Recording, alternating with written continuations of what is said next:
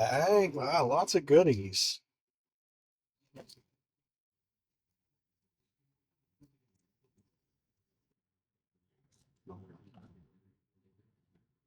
All packed.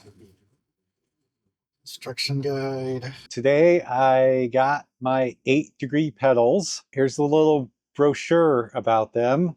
I'm going to read about them, and then Deb can cut all this boring shit out if she wants to. So 8-degree pedals are built around biomechanics. Simply explained, when you pedal, your feet naturally rotate. That's biomechanics. You can't stop it. Traditional flat pedals restrict this movement. When natural rotation is blocked, riders often experience pedal slips, poor power transfer, discomfort and fatigue, knee irritation, or potential injury. That's actually one of the reasons I got them, is because if you look right here, I have 3 different scars on my ankle. I broke my ankle about 23 years ago, and I've had it worked on. So I've had the surgery when I initially broke it, and then I had one surgery to clean up the bone spur from it. Last Halloween, I had another surgery to clean up the bone spur. When I vertically rotate on that axle, to this day, it causes extreme discomfort and pain and soreness. So because these have a float like on them, like clip-ins do, I really was excited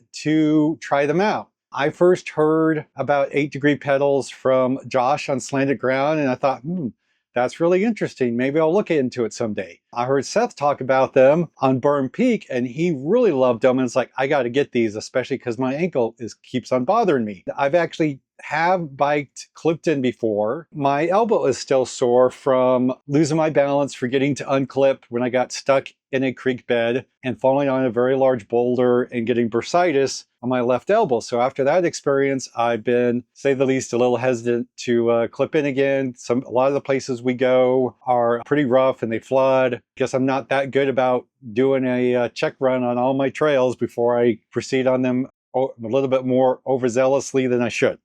Okay, so the 8-degree pedals, moving back to their marketing, is engineered to move with you. 8-degree pedals rotate naturally with your feet through the entire pedal stroke, allowing hips to open naturally, knees and feet to stay properly aligned, smooth, efficient power transfer. The result, a more natural, controlled, and comfortable flat pedal ride. And I can definitely see how when you're rotating and you're trying to rotate, if the pedals aren't rotating with your body, then you're going to be rotating and possibly slipping off your pedals. And I know I have that problem. So hopefully that helps keeping my feet on the pedals. Yeah, I did buy these on my own money. I'm not being sponsored. I am not receiving any kickbacks or any promotional offers. So and I haven't even tried them yet. So I'm not going to tell you what I think about them yet because I haven't tried them yet. So I won't tell you what I think about them until I actually have enough time on the pedals to know if I actually like them. Just because Josh and Seth likes them doesn't mean they're necessarily going to be for me. I hope they are because I spent close to $200 buying them. But maybe another month from now, you'll see them listed on Facebook Marketplace. Who knows? Or maybe I don't know what their return policy is. We'll find out. I know that you probably can't. I probably can return them, but I'm not the most skilled rider in the world, and I've gotten a lot better at pedal strikes, but still have a fair amount of them. So here are the pedals. They are thicker because, going back to the brochure again, you have that kind of a illustration of the inside workings of the pedals. They have to have enough room. I believe the pedals come right here with the medium force springs loaded into here. They have a lower spring force and a higher spring force. So you can actually, I'm not 100% sure, but anyways, I'm guessing that probably you take out the 2 end caps here on the shaft. You can swap out the springs for higher or lower resistance, depending. I'm going to keep them on medium first. I'm guessing that I'm about 185 pounds, so I'll probably be medium. Might be good for me, or maybe the heavy duty ones. I doubt that the lighter springs are going to work for me. So there's the 2 pedals. It's like they come with a little tool and lots of extra pins. One of the things that kills me about so many even higher end pedals is they provide you with like 2 extra pins. I don't know how many are in there, but it looks like a full set, which is what all higher end pedals should be coming with. That's crazy that they don't give you enough pins to fully replace your pedals. So that's it. I'll get them on the bike and we'll find out how they do. Too bad this isn't a live stream. Somebody who knows more about making pedals concave could tell me if I'm doing this right or not. But we're gonna try this first. Never had so many choices in different pins before. This is a very tedious process. Somebody needs to invent a way to change pins faster. Oh yeah, this is a real pain in the ass because the other pins get in the way. I want at least somewhat of a concave pedal so my foot has a better chance of. I know Josh is really big about having super long pins. Did it come with that tool? Yeah. Is it making it easier? Well, compared to no tool at all, yeah. I mean, perfect world would be a socket. Just trying to think if I have anything this small that would, because the problem is the other end is getting in the way of the other pins. I mean, it's a good, I mean, for a free tool, it's, if I had a little socket or something that would drop down to these, that would, so you see how, because the other pins that way, the handle would be up here instead.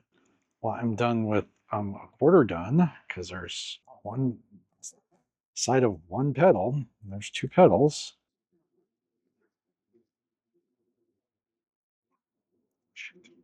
There we go. There's they're part of the guts of it.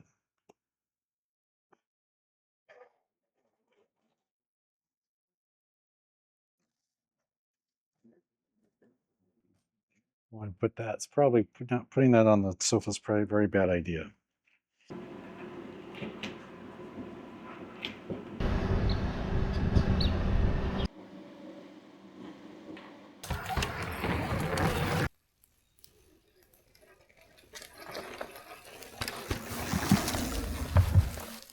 Now comes the question of whether or not I actually like the 8-degree pedals. Are they worth it? In my opinion, I think they do really help a lot. I think they have lessened the strain being put on my ankles and knees because they do rotate with my body. I also think that they help you not slip or stay on your pedal or stay locked in better, because as your body is rotating a certain amount, the pedals are rotating with you. So like say if you're rotating a little bit one way or the other, the pedal's going to stay with you and the pins are going to stay locked into the shoes. I also think, and I can't really tell until I get new shoes, but I'm also wondering if it's going to help with the bottom of these my shoes getting worn out. I do use the 510 shoes, which I know are super grippy, but I think partly because I rotate so much on the bike, you'll notice how chewed up the tread is. And I really do think that the pedals rotating with the shoe, or the pedals, yes, rotating with my body and hence with the shoes, will actually help to possibly, like I said, keep the shoes actually locked into the pins instead of rotating out of the pins. Still kind of early to tell, but like I said, I really think it has helped with some of my joint pain. I don't think it really improves it doesn't, I cannot tell any difference as far as lacking any control of the bike when I'm moving my body. It's still just as responsive. That 4 degrees enough is to give you enough float that you're to give you a little bit of freedom of movement, but that 4 degrees is really not much more than 1% of a circle. So when you are really making big movements with your body mass, with your torso, with your hips, you're still going to be influencing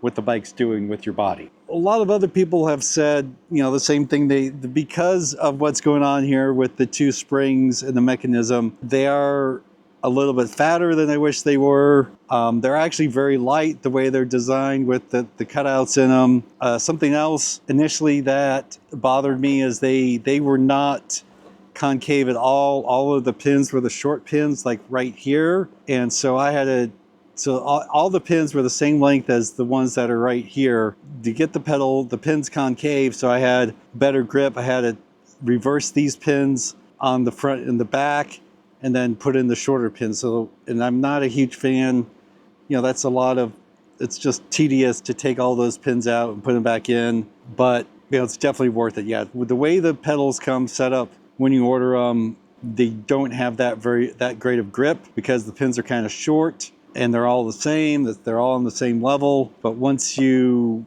do a good job of but you have enough options to turn them around to get them in a good position. Something else about the pins, unlike like say the spank spikes that I have, all of the pins are not where you have the recess inside for fitting a hex bit, and that's a problem with, you know, and a lot of pedals do this where you have to insert the hex bit into the top of the pin to take them out and you know, I have so many pedal strikes that I end up getting debris inside of the recess for the bit or just destroying them. So the pedals are set up now, they're not going to last forever, and then I'll have to, if I get another pair, I'll have to set those up the same way unless 8 Degrees decides to actually start shipping the pedals with more of a concave setup on the pins, which for anybody who's a really aggressive rider is probably going to want not all the pins to be flat because you're not going to get that good of a grip out of the gate. So the spring comes inside. There's 3 different force springs. There's a light, medium, and heavy. It comes with a medium one because I'm a little bit on the heavier side and more of an aggressive rider. In my opinion, I switched from the medium to the heavier springs. It seemed like to me the medium springs were really wanting to rotate like too soon, whereas I'm just more comfortable with the.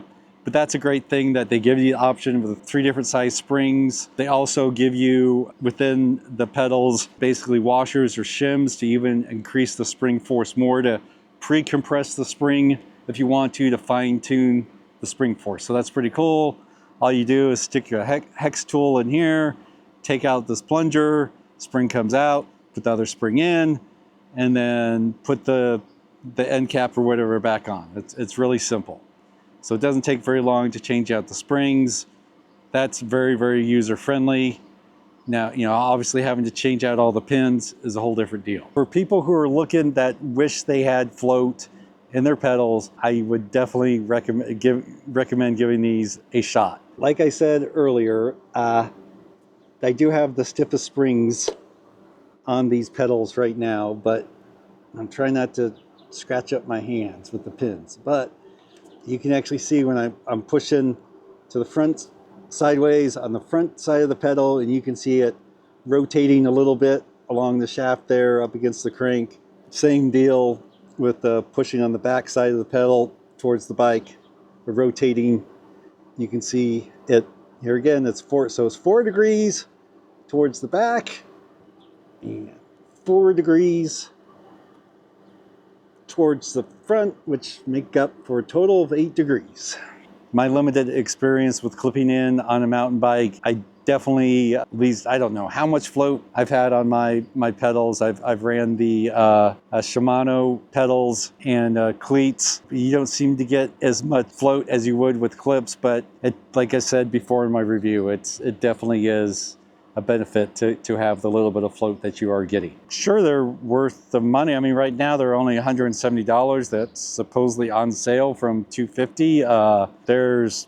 That's the most I've ever spent on pedals. I mean, I got my spike reboots, I think on clearance for like $60, so it's a lot more, but I do, well, yeah, I forgot about the mag pads, but I don't recommend the mag pads. So I don't know how much the mag pads cost, but I think they're more like $250. These are a hell of a lot better than mag pads, at least in my opinion. I cannot stand the mag pads.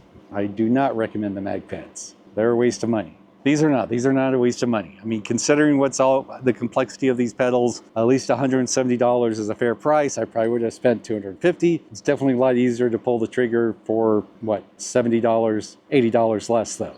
Yeah, no, I don't love every single pedal. I do like these. I'm still debating whether or not that I still might try clipping in on a mountain bike, but Deb probably would kill me if I did that. So this might be the closest thing I can get to actually clipping in on a mountain bike.